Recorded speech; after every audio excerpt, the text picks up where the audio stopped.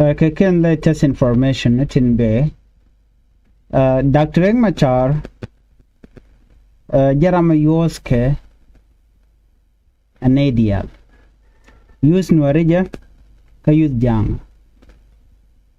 use nuarija lo biga yobe ken ga jeke chode ko jarama dana dol ne dial kije ken nuarija kontin tiaitin metkel ke self kim yadit adwalien ka Dr. Machar bi ken mi reng machar chabat dong de ka lo no nuare nuare chicken ramme minyi rada dien kene ke community ke ja chicken dem manok jimlere roda mentame kaneten kontin loke Dr. Machar kan nakanware ka penal ka jongle ki unity state na mani suicide mission jen kaka ko futurean be bajalong makan kan ka char ko an gwada tenyam agwan meninde a ping meninde aja lalat ke kawaine no ne wajin tongu dial chu ka lezi ka gube kel kan dial ko de ka tiat munyo do de tan de ka lela ben pin not kana na wone ne kan wara ti chang nwari jekti go ken wara no tele kelot ko shun ken kel ka Dr. Machar nakaka ka shureng machar ala ken future in ken calculate ano community dini jan ka kuar tele lot dini community ko community can be decide no jin bi la kweren ke ci jin bi kweren amana kana ka shuram kel ko shungna ka je ramadan kunal nak point ci ram ba nok unless chetel bong mon me gay na shit ke constitution meteleje katela ngod wen mon ken jugna da no de wuje model le de la de te ka lor ke de te democracy committee democracy teten ti do be dana je ka South Sudan we mean that can net ti la juwiti la citizen ke civilian can it contin be that bit to be den ta manyiru no jimbi jila kwar ki jin biya kwar but kana calculate the net shit ka ton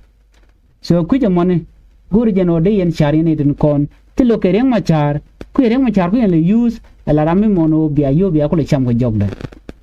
ku yen community le nak kwa le jure self kem yadi de wi na kanware kun ba moy ko ba moy ka kwa ki ba ji permission jin ba ji moy ko ba ji moy ka kom te dial to la tuke ma jin chere men ya mala rana calculate mi jiram pel la tok la char no okay en mi chero ko wa mi chero wa gi ke ne ri choko du chon ka kelo jin mi ko gang ni jin community ke liu telitar of course they chong yen she more konen kel but chiwi mo kelu charge the trust anymore ko rami mo mi betrayal we mean that need ko ken bedere ke betray bone so reng ma char charge use like scapegoat chirma yos ka jayen anya mo kon ka jang ka selbe ke me yadi use kan Dr. Machar ko biga jang ka power biga take power ko ken bi jonon wadi ala ko ken tele kalot ko mer nuer ko ken ke lot chikare Machar chikan de jako bikane ko ken use ki chude we are na nuer en kontin ten chung kel ka Dr. Machar awodi ko kir ko reng Machar ko le use alo be jang ko le chonga je kel ka joga na da no je reng Machar na ye ke 1991 gwade chi korje to kam de ni Dr. Machar ken de ni John Grande Mabir so yos ken je bas kuma kirmi yadi shi o te kering michalat ba no yos kan je ko ba jan re kuma ka shi ya calculate no self care bitam do bene bato anyok self care kering Machar shi kan re kon shi struggle ke chi which Southern chi kan liberate tine de man tikete self care ma yadi ne re kon te kel gaja tin wor kel gaja chi ke struggle ba but yos ke lere chi tar mi ngai kana nana pandi ala kontin chung tamra ka South Sudan lat ke no ne can be your self came yadi deka can I corner any country la fresh ideas like a gore can it in corner piben ramaji din mi de one ma jetel char jetel menga ni the same process ledeja while we win mon we game gera roda so ko kujimo ko South Sudan ba go South Sudan gore reng Machar South Sudan gore Dr. Machar ko jaram dana be ti diala kontin ci kana kala self came yadi di jen be kala dona mani ama goro jeno duo ba jelep ko na rami mo mila citizen mo goro bala kwer ba duo ba jelebi ko run tera mi de la bom duno tuk duor ni chang la beje eno ba duo ba je tul beje lo jen mo kwa kir mi yadi le jogo no please now we can national election agwa ba tikir mi yadi che gor jenen yena tame che kamni de ni karar SSPDF ko kene de kon binyin kene de kon tila jes pilayo ka ba shu targani Nuer ko Nuer kala majority tame ka jen gwasme ne de konen tindwal kir mi yadi kake mo de lenga ja gwasme ne kir mi yadi dwal right now population mi dini jere ka so Sudan che bichon ka self kir mi yadi mi gu yena the wul jongle the wul apanal mi yenu en kin unit state mi yenu en ka western equatoria ken eastern equatoria ne diala ti taram chuma self kir mi yadi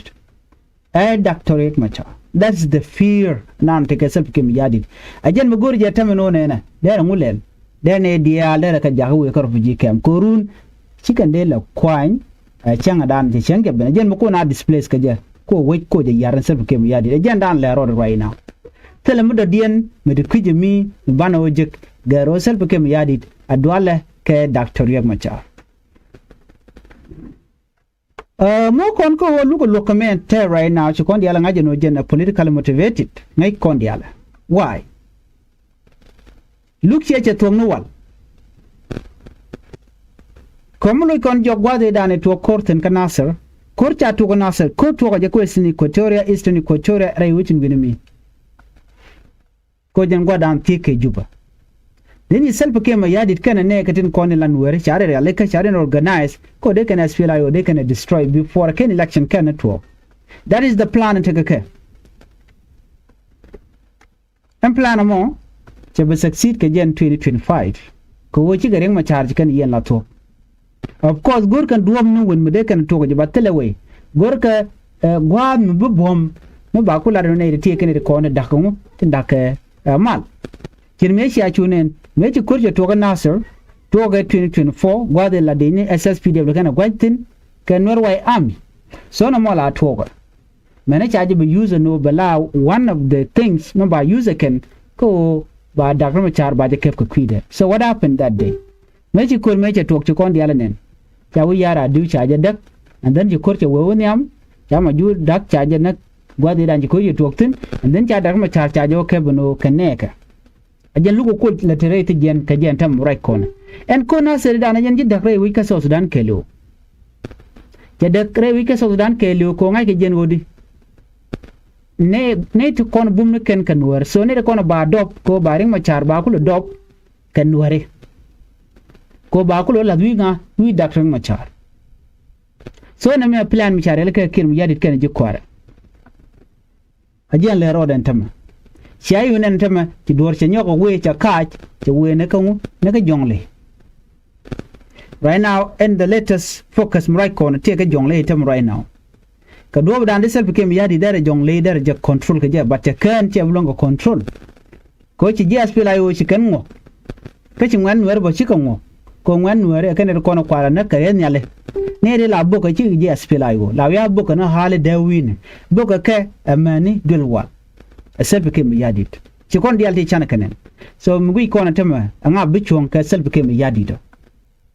re lo kanta murai kona ka jongle tela mi chal ka kume kirme yadit ko ngwana cha den riere tama even were konti la nuere tin chal nuer wew ala dor che nyoko ka je tama ba kuwe ka ge la ko larga o jina men charo men nyok calculate chere a wen yam self kem yadi chen wari yagde tukandial for one day or within one day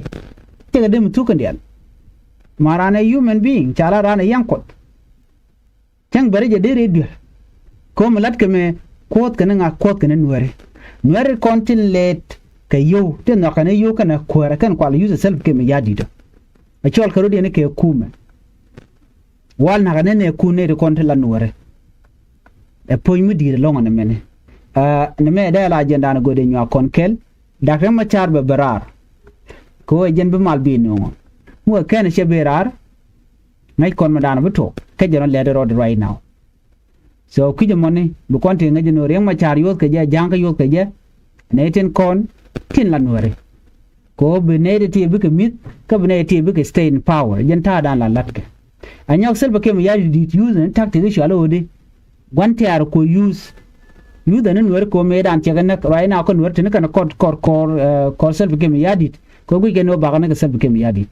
wal ko Nuer tong mi ku le chuch nyen ken ke 64 tribe including Nuer kon tin tejin Nuer kon kel ga chicken char ano gono bat kai ka kan Nuer dial